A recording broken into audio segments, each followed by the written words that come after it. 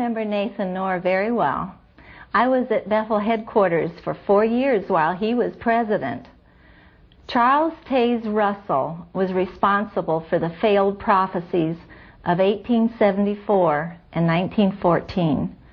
Judge Rutherford was responsible for the 1925 failure, as well as the World War II failure. Nathan Knorr, under the influence of Vice President Fred Franz, was responsible for the 1975 false prophecy.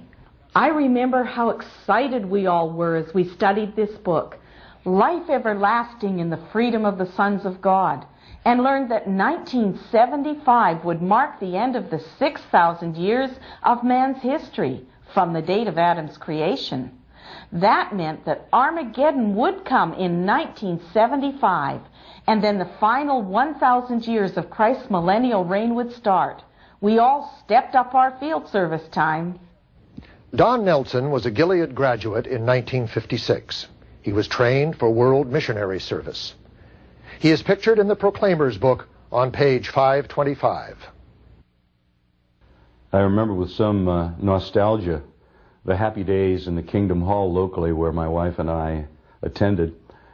The way the Watchtower representatives, the circuit overseers, would come by and say, edging forward and whispering confidently into the microphone, "Only 37 months till Armageddon, brothers." And then on succeeding trips, "Only 24 months till Armageddon, brothers," and "Only 12 months till Armageddon, brothers." Unfortunately, my wife and I left the Watchtower Society in 1974, which was the year before Armageddon was supposed to hit and demolish the world. So we never did find out how the circuit overseers dealt with "Only 1 month till Armageddon, brothers," or "Only 1 month after Armageddon, brothers," because we had by this time found out the lie of the Watchtower chronology, and we saw it for what it really was, inane, insane. 1974 was a very difficult time for me. I was freaking out. I had to make a decision, a critical decision, because my wife had to undergo surgery and the doctor said she needed a blood transfusion. And I had to make the decision. And the brothers were encouraging me to make the right decision to please Jehovah, because after all, Armageddon was only a year away, and even if she died, she'd be resurrected right away. You could just imagine the fear. I had so much fear. It was so frightening.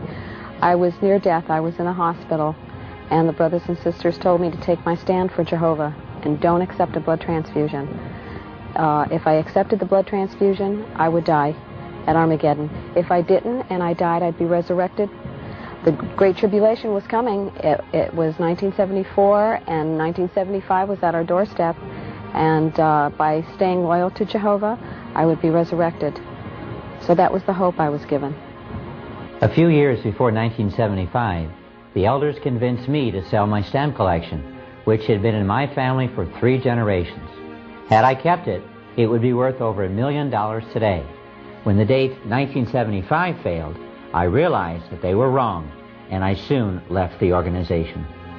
I remember how we were kept on the edge of our seats at our assemblies in the late 1960s, while the society paraded one couple after another onto the platform, who had sold their houses and goods and had gone full-time in the ministry for the few remaining months before Armageddon. Some remortgaged their homes. Some emptied their bank accounts.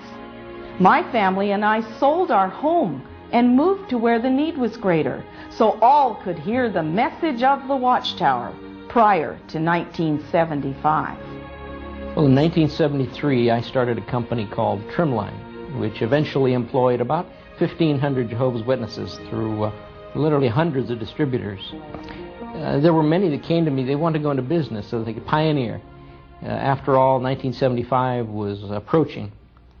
And then as 75 got closer, though some criticized me, even calling me the ridiculer of 2 Peter. And I just told them, well, when the Watchtower stops growing, I'll stop growing. And of course, here we are today, many years later. I remember the hush that fell over us Jehovah's Witnesses at the assembly when the announcement was made to hold Bible studies no longer than 6 months. In view of 1975 coming up fast, one brother conducted 16 Bible studies, but at the end of 6 months, he had none. The circuit overseer told us not to be upset when our Bible studies fizzled out.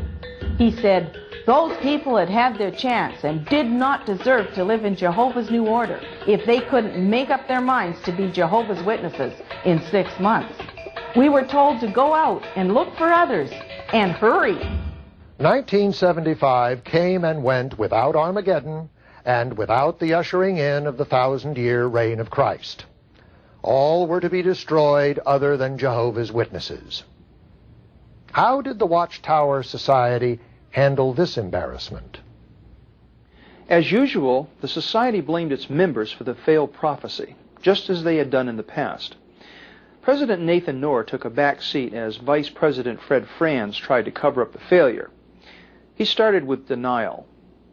Franz admitted disappointment on the one hand, but on the other hand, he refused to admit his guilt in setting the date. He said he hadn't been specific, but he had. He said he didn't definitely say Armageddon would come by 1975. He only said it might. But anyone attending the assemblies knew otherwise. Much more was said than was printed. So you see, 1975 was a major disappointment to all. When Nathan Knorr died in 1977, Fred Franz went on to become president of the Society. Did he continue to deny responsibility for the 1975 failure? Fred Franz continued to deny his responsibility for 1975. I had the opportunity to personally confront Franz in a telephone interview and pointed out to him that his denials held little weight. After all, he had been very specific about 1975 in the publications, and I read him a few quotes. I told him that's why Jehovah's Witnesses gave up everything for 1975. It was Franz who forced them to believe 1975 would see the end. He was now at a loss for words. His own statements had condemned him. He was a false prophet, and I told him so.